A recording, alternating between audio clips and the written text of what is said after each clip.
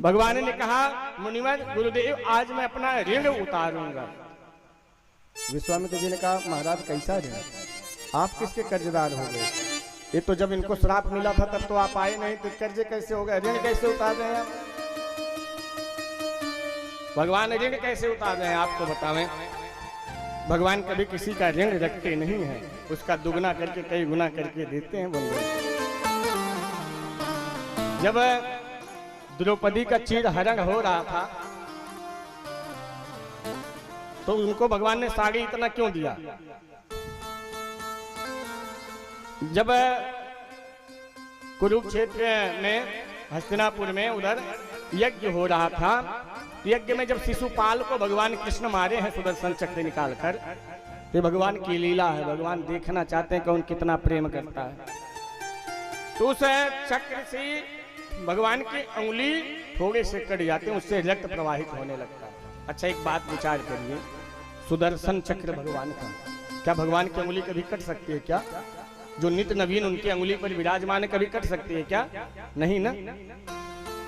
तो इसका मतलब लीला की है। तो लीला जब करते हैं तो कहते हैं महाराज शोक सत्य भामा कियो और रुक्मणी रोई धाहे, बाधन को पट ढूंढती पटरानी अकुला। सभी रानियां ढूंढ रही क्या बांधूं क्या बांधूं क्या बांधूं। तब तक द्रौपदी जी भागी भागी गई, अपने साड़ी को पकड़ा, एक चीरा फाड़ के और तुरंत बांध दिया। भगवान ने कहा बुआ, कुंती जी बुआ थे, द्रौपदी जी से कहा बहन आपने ये क्या किया, आपने अपनी साड़ी फाड़ दी। तो द्रौपदी जी कहते हैं प्रभु मैंने नहीं फाड़ा चीर, पीर देख कर अधीर, धागे ही स्वयं नाथ चीर छोड़ भागे हैं।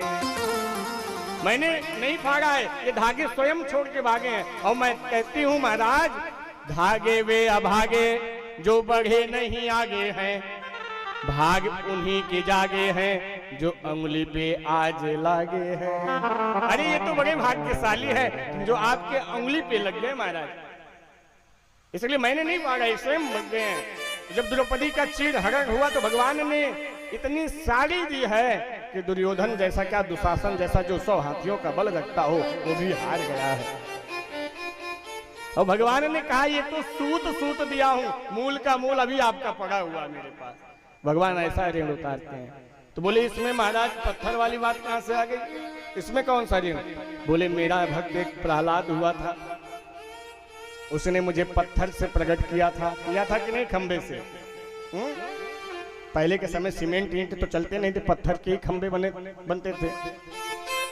बोले मेरे भक्त ने पत्थर से मुझे प्रकट किया था और आज मैं एक भक्त को पत्थर से प्रकट करूंगा, वही ऋण उतारने के लिए भगवान तुरंत अपने चरण रज को प्रदान करते हैं। और जैसे ही चरण रज को पाते हैं महाराज तुरंत अहिल्या का उद्धार हो जाता है।